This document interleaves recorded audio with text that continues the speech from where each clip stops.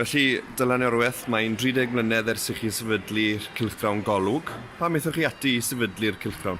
Wel, yn syml, achos ar y pryd, mi roedd yna angen gwneud hynny, oedd cylchgrawn y Faner wedi colli grant, so dyna marwydd y bydde fo'n gallu ennill y grant yn ôl.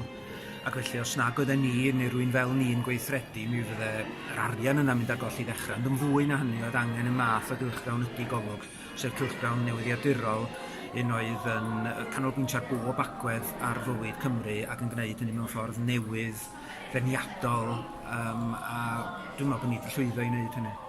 A phan mynd ati i sefydlu swyddfeydd yng Ngorllewin Cymru i ddechrau, ac yna yng Ngogledd Cymru?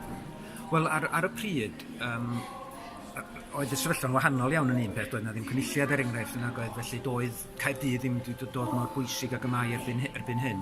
Ond ar ben hynny, hyd yn oed yr adeg honno, yna lot o bethau mynd i Gaerdydd, darlledu ac yn y blaen. Yna lot o bethau mynd i Gaernarfon ar y pryd hwnnw hefyd. Ac felly oedden ni'n meddwl bod hi'n bwysig iawn nad oedd y gorllewin Cymru'n cael ei anghofio, a chefn Gwlad Cymru hefyd. A bod hi'n bwysig hefyd sefydlu'r math o gwmni ydi Golwg sy'n cyflogi ar y cyfan bobl ifanc. A bod ni yn sefydlu hynny yn nghefn gwlad ar ardal debyg i Dyffryn Teifi lle oedd y Gymraeg yn parhau yn gry.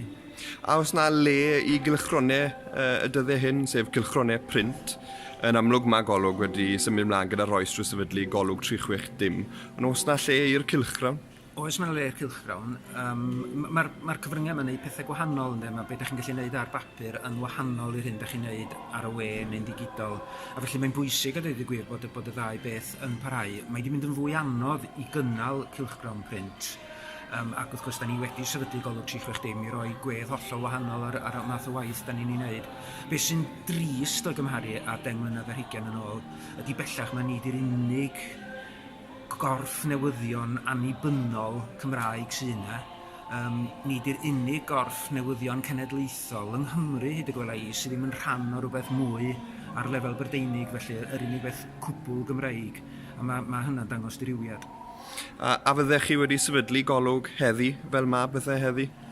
Os na, tasa na ddim cylchgrawn tebyg i Golwg ar rwan, felly fyswn ni'n sefydlu rhywbeth tebyg, ond fyswn ni hefyd yn trio gwneud pethau ar y we yn gyfochrog annill, ynde.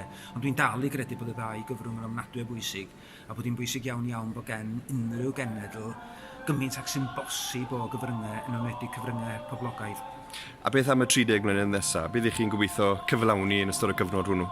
Wel, un peth dwi'n eitha sicr ddim na fydda i ddim yma, ond dwi'n gobeithio bydd yr weledigaeth o ni a Wyn Melville Jones a Roy Stevens, y tri cyfarwyddwr ar y dechrau, yn bod yr weledigaeth yna'n parhau mewn ffyrdd gwahanol, fydd pethau di newid yn ddychrynllyd eto ymhen 10 mlynedd ar 20. Beth sy'n bwysig ydy bod y math yma o waith yn para pa bynnag ffyrdd fydd o'n i gymryd. A da ni'n gobeithio byddwn ni yn gallu cyhoeddi ambell i ddatblygiad newydd yn y dyfodol agos. Dylan Iorwerth, diolch yn fawr.